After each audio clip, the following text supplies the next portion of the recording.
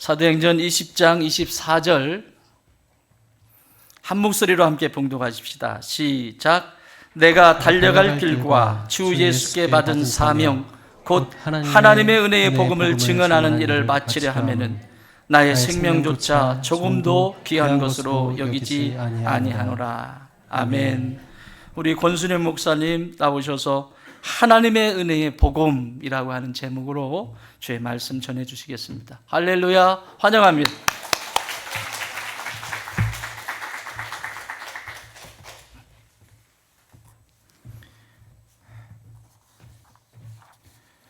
네, 감사합니다. 환영해 주시고 또 기도해 주셔서 너무 다시 한번 감사드린다고 말씀 전하고 싶습니다. 오늘 제가 나눌 말씀은 하나님의 은혜의 복음이라는 제목으로 말씀을 나누고 싶습니다. 그래서 하나님의 사도 바울이 사도행전 20장 24절에서 말하는 하나님의 은혜의 복음이 무엇이고 또 하나님의 은혜의 복음 안에 있는 함축적인 의미를 좀 같이 살펴보고자 합니다. 그리고 특별히 왜 복음이 하나님의 은혜의 복음인지 좀 여러분께서 같이 좀 생각해보고 같이 기도하는 시간을 가졌으면 좋겠습니다. 노력에 대한 대가는 인간에게 필연적입니다. 이 세상 안에서 노력 없이 인간은 아무것도 할 수 없습니다. 세상의 법칙은 성실한 노력의 열매로서 삶의 풍성함을 누릴 수가 있는 것입니다. 어느 정도 성실하게 살아가는 사람이라면 노력에 대한 합당한 결과로 인해 기쁨을 누릴 수가 있습니다. 열심히 일한 사람들이 그에 대한 합당한 노동의 대가로 재정을 받는 것은 당연한 것입니다. 열심히 공부한 학생들은 그에 합당한 성적을 받아야 하는 것은 당연한 일입니다. 땀 흘려 운동한 운동선수들은 그에 대한 합당한 결과를 얻어야 합니다. 정당한 노력으로 정의롭게 살려는 사람들을 위한 정의로운 사회를 구현하기 위해 정치가들은 노력해야 합니다.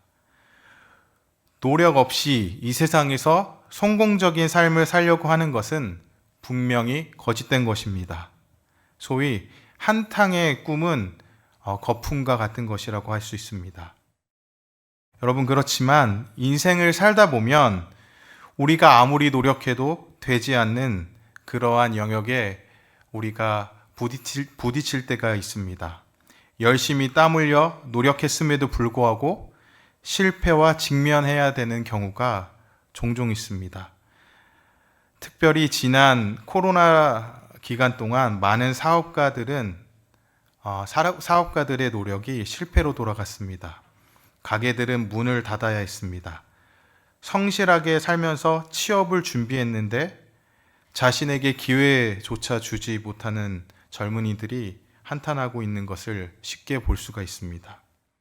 또한 오랜 시간 오직 한 가지 목적을 위해 땀 흘려 준비한 운동선수가 한순간의 부상으로 은퇴를 결정해야 하는 경우도 있습니다. 또 오랜 시간 힘을 다해 성실하게 이민과 유학을 준비했는데 때로 비자가 나오지 않아서 가지 못하는 사람들도 종종 있습니다.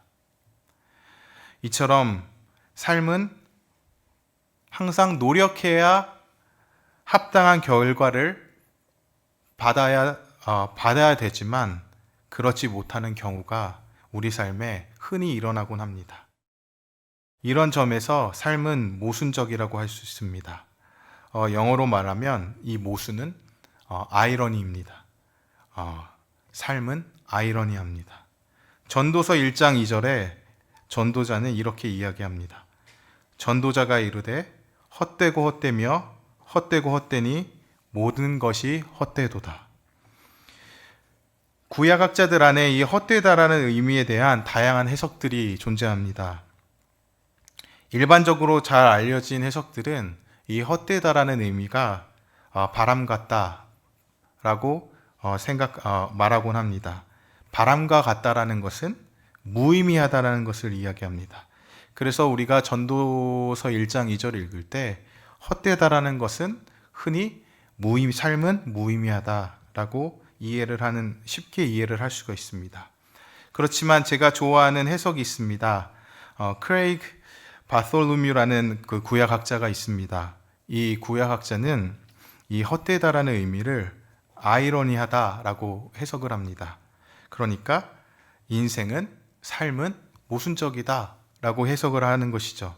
그러니까 전도자가 이르되 헛되며 헛되니 모든 것이 헛되다라고 표현을 할 때 이것을 모순이라고 표현을 하면 전도자가 이르되 모순적이니 모든 것이 모순적이다. 그러니까 삶은 모순적이라는 것입니다. 세상의 다양한 것들을 경험한 이 전도자의 결론은 삶은 모순적이다라는 것입니다. 우리가 현대어로 쉽게 표현한다면 노력에 대한 대가의 결과로서 주어져야 함에도 불구하고 삶은 꼭 그렇지 않다라는 것입니다. 어떤 사람은 노력을 하면 쉽게 되는데 어떤 사람은 노력을 해도 되지 않는다라는 것입니다. 어떤 사람은 노력에 비해 많은 결과가 따르는데 그에 반해 어떤 사람은 열심히 노력해도 되지 않는다라는 것입니다. 세상 안에는 원리가 있는 것 같지만 그 원리대로 돌아가지 않는다라는 것이죠. 코스모스, 이 질서가 있는 것 같지만 또 반대편에 카오스, 혼돈이 존재합니다. 코스모스 안에 카오스가 존재하는지, 카오스 안에 코스모스가 존재하는지에 대한 것은 어떤 것이 더 삶을 잘 표현하는 것인지 저는 개인적으로 잘 모릅니다. 하지만 분명한 것은 삶은 복잡하고 그래서 모순적이라는 것은 부인할 수 없습니다. 이 복잡하며 모순적인 이 세상 속에서 우리 인간은 한계를 더욱 느끼며 하루하루를 살아갑니다. 그래서 인간은 처절한 자신의 현실을 한탄할 수밖에 없습니다. 어쩌면 그리스도인들은 바로 여기서부터 출발해야 한다라고 말할 수 있습니다. 자신이 얼마나 처절하며 제한적인 존재인지에 대한 고백으로부터 시작해야 한다는 것입니다. 사도 바울은 로마서 2장 24절에 이렇게 이야기를 합니다. 오호라, 나는 공고한 사람이도다. 이 사망의 몸에서 누가 나를 건져내랴 라고 말하고 있습니다. 종교개혁자 루터에 의하면 여기서 사도 바울의 한탄은 단순히 육체적인 죽음의 문제 앞에 두려워하며 한탄하고 있지 않다라고 말하고 있습니다. 이것은 육체적인 죽음의 문제 앞에 한탄하는 것이 아니라 영적인 죽음 앞에 한탄하고 있다는 것입니다. 자연적이며 현세적인 죽음이 아닌 영적인 죽음 앞에 두려워 떨며 지금 사도 바울은 한탄하고 있다는 것입니다. 빌립보서 1장 23절에 보면 사도 바울은 이렇게 고백합니다. 세상을 떠나서 그리스도와 함께하는 것이 훨씬 더 좋은 일이다 라고 말합니다. 세상을 떠나서 그리스도와 함께하는 것이 좋은 일이라고 말했던 그 사도 바울이 지금은 오호라, 나는 공고한 사람이로다. 이 사망의 몸에서 누가 나를 건져내랴 라고 말하고 있는 것입니다. 마치 죽음을 두려워하는 듯이 육체적인 죽음을 두려워하는 듯이 한탄하고 있는 것처럼 보이지만 이 빌립보서 1장 23절을 근거해 보면 사도 바울은 육체적인 죽음을 오히려 환영하고 있는 것을 알 수 있습니다. 그렇다면 로마서 7장 24절에 지금 사도 바울이 죽음 앞에 한탄하고 있는 것은 영적인 의미로 우리가 이해할 수 있는 것입니다. 어쩌면 이것은 하나님 앞에서 자신이 얼마나 처절한 존재인지에 대한 한탄을 말하고 있는 것입니다. 이것은 복잡하고 제한적인 세상 속에서 살아가는 연약하고 제한적인 인간이 얼마나 하나님의 은혜가 필요한 존재인지를 우리에게 가르쳐주고 있는 것입니다. 하나님의 은혜 없이 우리는 바람에 날아가는 한낱 풀과 같은 존재인 것입니다. 이사야 40장 6절 9절에서 이사야는 이렇게 말을 합니다. 말하는 자의 소리여 이르되 외치라. 대답하되 내가 무엇이라 외치리이까 하니 이르되 모든 육체는 풀이요 그의 모든 아름다움은 들의 꽃과 같으니 풀은 마르고 꽃이 시듬은 여호와의 기운이 그 위에 불미라. 이 백성은 실로 풀이로다. 풀은 마르고 꽃은 시드나 우리 하나님의 말씀은 영원히 서리라 하라. 아름다운 소식을 시온에 전하는 자여 너는 높은 산에 오르라. 아름다운 소식을 예루살렘에 전하는 자여 너는 힘써 소리를 높이라. 두려워하지 말고 소리를 높여 유다의 성읍들에게 이르기를 너희의 하나님을 보라 하라. 아멘. 이사야가 지금 강조하고 있는 것은 인생은 풀과 같다라는 것입니다. 나 자신의 제한적인 그런 제한적 실존의 처절한 고백은 결국 하나님의 은혜 없이 단 한순간도 살 수 없는 존재라는 신앙으로 나갈 수밖에 없는 것입니다. 하나님의 은혜 없이 인간은 그래서 존재할 수 없는 것입니다. 하나님의 은혜 없는 나의 존재는 있을 수가 없는 것입니다. 이사야는 방금 읽은 이사야 40장 8절 9절에서 이 이사야는 복음을 이야기합니다. 풀은 마르고 꽃은 시드나 우리 하나님의 말씀은 영원히 서리라 라고 말하면서 9절에 아름다운 소식, 즉 복음을 발견하는 것이죠. 그리고 이 복음을 전할 수밖에 없다라고 이사야는 지금 고백하고 있습니다. 방금 읽은 로마서 7장 24절에서 사도 바울은 공고한 자라고 한탄합니다. 그리고 25절 바로 이어서 보면 사도 바울은 이렇게 이야기를 합니다. 예수 그리스도로 말미암아 하나님께 감사하리로다. 그런즉 내 자신이 마음으로는 하나님의 법을 육신으로는 죄의 법을 섬기노라 라고 이야기를 합니다.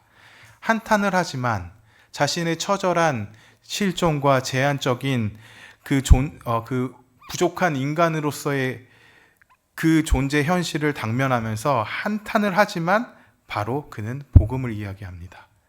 예수 그리스도께 감사하다라고 고백하고 있는 것입니다.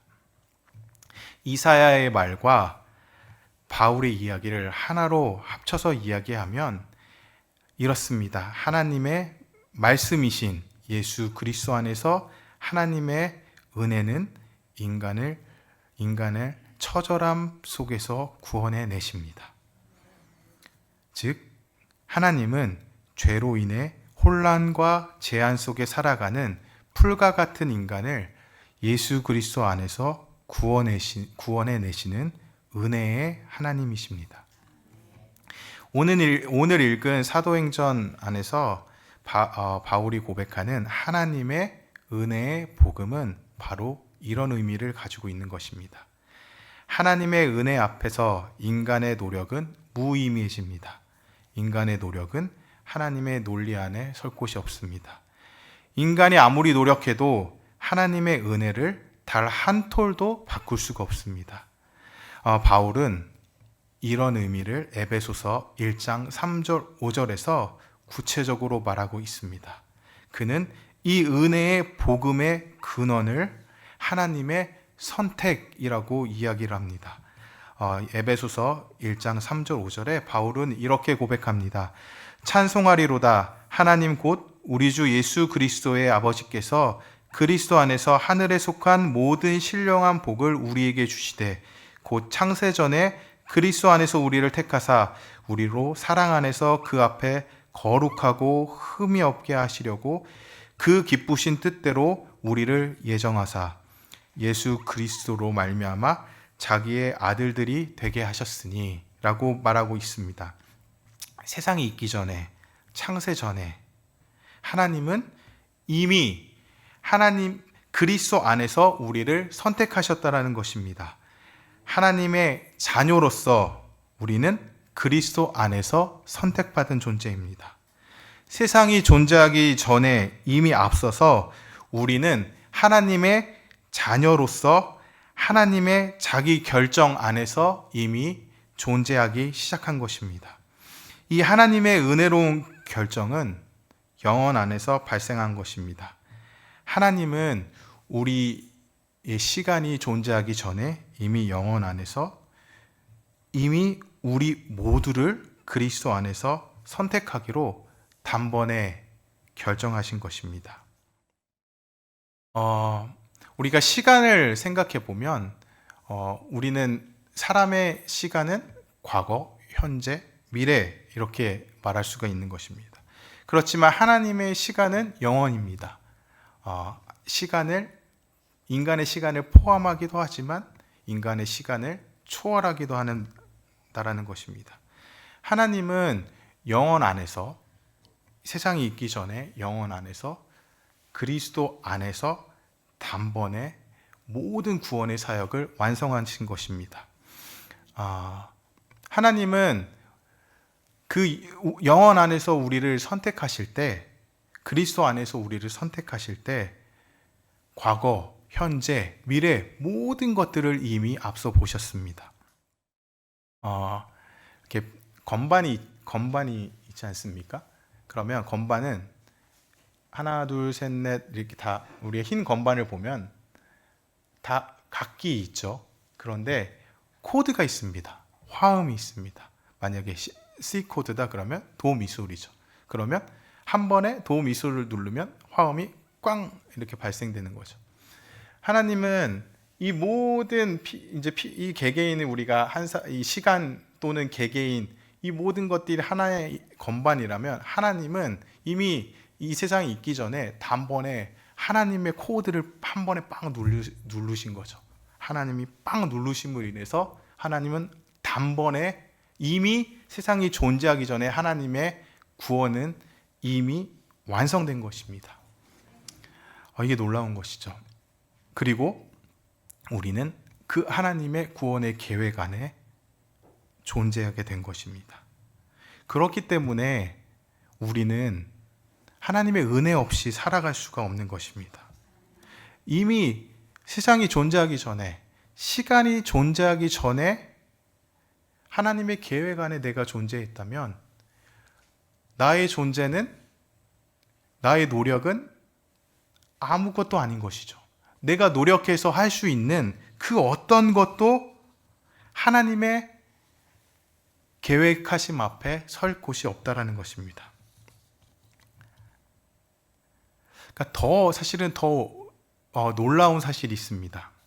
여러분, 하나님의 이 선택에 대해서 우리가 생각을 해보면 이렇습니다.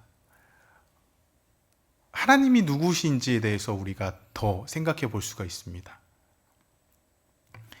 하나님은 완전하십니다. 그렇죠? 하나님은 성부, 성자, 성령으로 하나의 완전한 공동체를 가지고 하나님으로서 존재하시는 분이십니다. 그리고 시간이 있기 전에, 이 세상이 있기 전에 하나님은 존재하셨죠. 완전하게, 완전한 사랑 안에서 완전한 공동체로서 존재하신 그런 분이십니다. 우리 없이 하나님은 존재하실 수 있었습니다.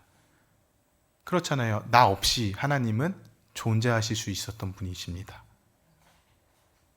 세상이 없이도 하나님은 그냥 완전한 하나님으로서 존재할 수 있었던 분이십니다. 그런데 그 하나님의 풍성한 사랑이 어떤 세상이 있기 전 영원 안에 하나님 어떤 시점에 하나님이 그리스도 안에서 우리를 선택하셨다라는 것이죠. 그리스도 안에서 영원 안에서 하나님의 자녀로 나를 선택하셨다라는 것입니다. 여러분 이것의 신비가 무엇인지 아십니까? 하나님은 우리를 위한 하나님이 되시기로 스스로 결정하셨다는 것입니다. 하나님은 우리 없이 존재하지 않기로 결정하셨다는 것입니다. 그 우리 안에는 누가 들어가죠? 내가 들어가죠. 하나님은 좀 이게 급진적인 얘기일 수도 있지만 하나님은 나 없이 존재하지 않기로 스스로 결정하셨다는 것입니다. 여러분 이 선택의 논리 안에는 이 어마어마한 신비와 은혜가 있는 것입니다. 내가 누구인데 이미 세상이 있기 전에 하나님은 우리 없이 나 없이 그분이 존재하지 않기로 결정하셨다는 것입니다. 이것이 하나님의 주권이고 하나님의 은혜인 것이죠. 그래서 여러분 그 성경을 창세기부터 계시록까지 이렇게 쫙 펼쳐보면 하나님이 어떤 분이신지 묘사하는 한 가지 단어가 있습니다. 무엇일까요? 네, 맞습니다. 출제자의 의도가 있죠. 사실 출제자의 의도가 있습니다.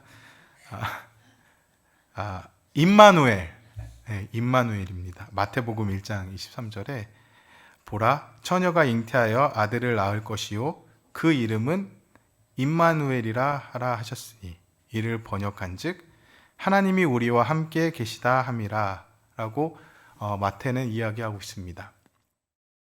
임마누엘, 그리스도 안에서 우리와 함께 하시기로 그렇게 존재하시기로 결정하신 그 하나님.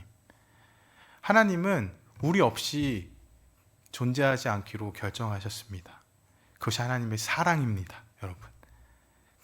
우리와 함께 계시는 그 임마누엘, 그리스도 안에서 우리와 함께 하시기로 영원 안에서 결정하신 그 하나님, 그 하나님이 바로 여러분께서 방금 말씀하신 사랑의 하나님이십니다. 그래서 이 하나님의 은혜로운 선택의 복음 안에 우리 인간의 노력은 한 톨도 설 수가 없습니다. 하나님은 우리가 이 세상에 있기 전에 이미 결정하셨습니다. 이미 완성된 그의 구원의 역사 안에 우리는 단지 그냥 참여자로, 목격자로 서면 되는 것입니다. 그냥 하나님이 우리를 선택하셨고 하나님이 우리에게 은혜를 부어주셨고 그리스도 안에서 하나님이 우리를 선택하셨고 구원하셨다라는 그 복음을 우리는 그저 믿음으로 받아들이고 누리면 되는 것입니다. 우리가 하나님의 자녀로 존재한다라는 그 은혜로운 사실을 그냥 믿음으로 받아들이면 끝이 되는 것이죠. 그런데 여러분, 이 믿음으로 받아들인다라는 것은 어떤 것을 말합니까? 단순히 머리로 어떤 수학 공식처럼 1 더하기 1은 이런 것을 말하는 것일까요? 그렇지 않습니다. 전인적인 고백인 것입니다. 우리의 존재와 우리의 행위는 분리될 수 없습니다.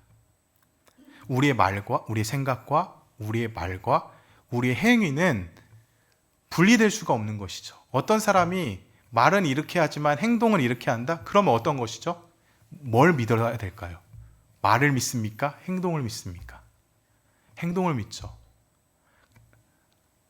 말은 그럴싸하게 하는데 이 사람이 행동은 전혀 다르게 한다면 그 사람은 거짓말하고 있는 것이죠. 믿음이 그렇습니다. 우리 행동으로 믿는 것이죠. 우리 행동이 믿음을 말하고 있는 것입니다. 우리의 생각과 우리의 말과 우리의 행동은 하나예요. 이게 분리될 수가 없는 것입니다. 어쩌면 그래서 우리의 존재는 행동 안의 존재인 것이죠. 행위 안의 존재. 그러니까 왜 그런 줄 아십니까? 하나님이 그런 분이시기 때문에 그렇습니다.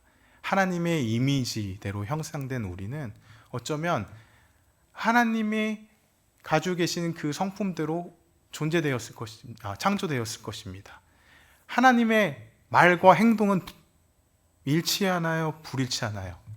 일치하죠. 하나님의 행동은 곧 하나님의 말이에요. 그렇잖아요. 구약 역사를 쭉 보면 우리 아까 찬양을 했지만 너희는 가만히 있어 주가 하나님됨을 알지어다. 어디에 등장하는 것이죠? 모세가 홍해 앞에서 처음에 등장을 하지 않습니까? 하나님은 행위로 말씀하신 거예요. 홍해를 가르면서 너희는 나의 백성이다. 너희는 구원받은 백성이다.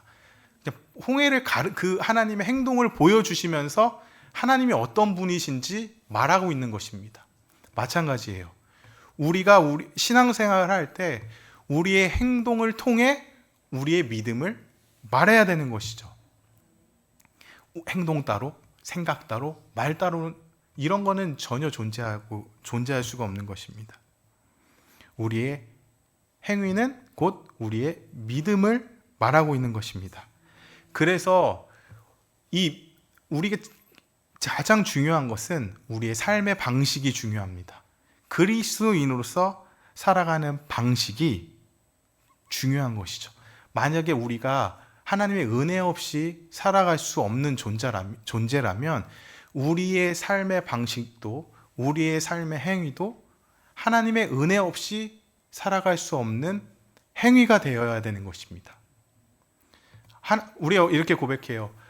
하나님의 은혜 없이 단 한순간도 살 수 없습니다 라고 고백하지만 우리의 삶의 현실에서는 그렇지만 우리가 노력을 해야죠. 그렇지만 우리가 노력으로 이것들을 이룰 수가 있습니다. 특히 우리가 노력으로 우리가 하나님의 은혜 없이 우리가 신앙의 생활을 할 수 있습니다 라고 고백하는 것은 모순되는 것입니다. 은혜 없이 살아갈 수 없는 존재라면 우리의 삶의 방식도 은혜 없이 살아갈 수 없는 방식이 되어야 됩니다. 그것은 무엇일까요? 단순하게 얘기하면 기도인 것입니다. 성령을 따라 살아가는 것입니다. 우리의 모든 생각과 결정과 모든 삶의 모든 방식 안에서 성령의 인도함 없이 우리가 결정하고 우리가 성령의 인도함 없이 우리가 행한다면 우리는 하나님의 은혜로 살아가는 사람이 아닌 것입니다. 내가 보기에 좋은 것을 쫓는다면 그것은 하나님의 은혜 없이 산다라는 것이 아니라 나의 노력으로 가능하다라고 말을 하고 있는 것입니다. 사도 바울은 그래서 로마서 8장 14절 17부터 17절까지 이렇게 말합니다. 무릇 하나님의 영으로 인도함을 받는 사람은 곧 하나님의 아들이라. 너희는 다시 무서워하는 종의 영을 받지 아니하고 양자의 영을 받았으므로 우리가 아빠 아버지라고 부르짖느니라. 성령이 친히 우리의 영과 더불어 우리가 하나님의 자녀인 것을 증언하시나니 자녀이면 또한 상속자 곧 하나님의 상속자요 그리스도와 함께한 상속자니 우리가 그와 함께 영광을 받기 위하여 고난도 함께 받아야 할 것이니라. 아멘. 아까 사도 바울은 에베소서 1장에서 무엇이라고 말합니까? 하나님의 자녀로서 창세 전에 그리스도 안에서 선택됐다라고 이야기를 합니다. 그리고 로마서 8장에 사도 바울은 무엇이라고 말합니까? 하나님의 자녀는 어떻게 살아야 된다고요? 하나님의 영의 인도함을 따라 살아가야 된다는 것입니다. 존재는 하나님의 자녀로서의 우리는 존재로 창조됐죠. 이미 선택됐죠. 그리고 우리 행위는 성령의 인도함을 따라 살아가기로 이것 또한 선택된 것입니다. 분리될 수 없는 것이죠. 나의 존재와 행동은 그래서 분리될 수가 없는 것입니다. 하나님의 자녀들은 성령을 따라서 살아가는 삶의 방식을 추구합니다. 그래서 성령의 이끌림 없이 기도 없이 자신의 결정들을 만들지 않습니다.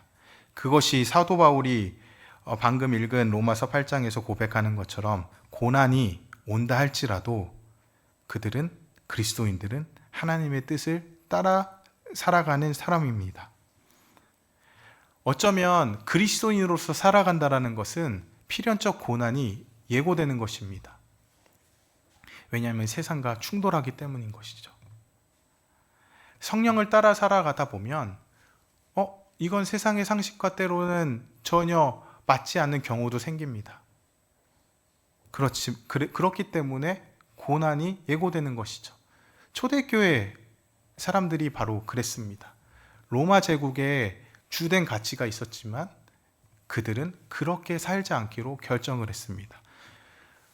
성령을 따라 살다 보니까 로마 황제의 가치와 로마 제국의 주된 가치와 부딪혔다라는 것입니다.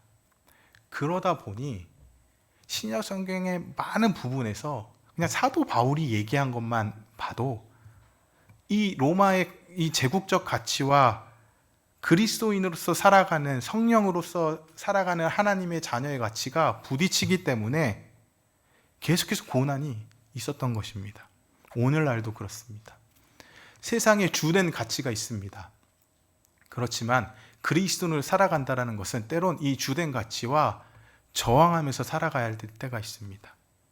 사랑하지 않아야 된다는 것이 아니라 하나님의 가치대로 하나님의 뜻을 따라 하나님의 자녀된 정체성으로 살다 보니까 때로는 세상과의 가치가 충돌되는 경우가 있고 그 결과 필연적으로 고난이 우리에게 따를 때도 있다는 것입니다. 그래서 성령을 따라 살다 보면 이 은혜의 삶을 살다 보면 이 하나님의 은혜의 복음에 합당한 하나님의 자녀의 삶을 살다 보면 고난이 따를 수도 있다는 것입니다. 그래서 오늘 본문에서 보면 사도 바울은 사실 오늘 본문 24절 읽었잖아요. 20장 사도행전 20장 24절 그 바로 앞에서 23절에 사도 바울은 이렇게 이야기를 합니다. 오직 성령이 각성에서 내게 증언하여 결박과 환난이 나를 기다린다 하시나 성령은 그에게 고난이 기다리고 있음을 이미 알게 하셨다라는 것입니다. 오직 다시 한번 제가 읽을게요. 오직 23절에 오직 성령이 각성에서 내게 증언하여 결박과 환난이 나를 기다린다 하시나 라고 이야기를 하죠. 그러니까 성령은 그 사도 바울에게 고난이 기다리고 있다라고 이미 알려주신 것입니다. 그리고 나서 오늘 본문 사도행전 20장 24절에 사도 바울은 우리가 읽었잖아요. 한번 다시 읽어볼까요? 같이 읽겠습니다. 시작. 내가 달려갈 길과 예수께 받은 사명 곧 하나님의 은혜의 복음을 증언한 일을 마치려 하면은 나의 생명조차 조금도 귀한 것으로 여기지 아니하노라. 고백. 아멘. 사도 바울은 이렇게 고백합니다. 이 고난이 성령을 따르다 살다 보니까 때로 성령께서 이제 너는 때론 고난도 받게 될 거다라고 말을 하지만 사도 바울은 그것을 두려워하지 않았습니다. 왜 그렇습니까? 하나님의 은혜의 복음이 무엇인지 알았기 때문인 것이죠. 그의 행위는 하나님의 은혜의 복음을 증언하는 것들을 마치려는 것이었습니다. 그렇기 때문에 자신의 생명도 그 고난도 전혀 자신의 생명조차 조금도 귀한 것으로 여기지 않고 죽음도 두려워하지 않았다는 것입니다. 사도 바울은 하나님의 은혜 안에서 은혜의 복음 안에서 빚어진 만들어진 그 하나님의 자녀로서의 정체성 외에 다른 어떠한 것도 첨가하지 않기로 결정한 것입니다. 여러분, 이 세상의 문화들은 많은 것들, 내가 어떻게 살아야 가는지 많은 것들을 이야기합니다. 여행도 해야 되고, 잘 먹기도 해야 되고, 세상적인 성공도 해야 되고, 너는 우리의 직업으로 이렇게 살아야 되고 저렇게 살아야 되고, 너의 정체성은 이렇다 저렇다, 너로서 사는 것이 뭐다 라고 이야기를 합니다. 그렇지만 성경이 말하는 우리의 정체성을 한 단어로 이야기하면 뭘까요? 하나님의 자녀라는 것입니다. 우리는 그냥 하나님의 자녀인 것이죠. 그거 외에 다른 것이 없습니다. 근데 그 하나님의 자녀는 하나님의 은혜 안에서 이미 태초 전에 만들어진 것이죠. 이미 하나님이 스스로 결정한 것입니다. 그리고 이 하나님의 자녀 어떻게 살아가요? 성령을 따라, 성령의 인도함을 따라 살아가는 것입니다. 그것이 하나님의 자녀의 정체성입니다.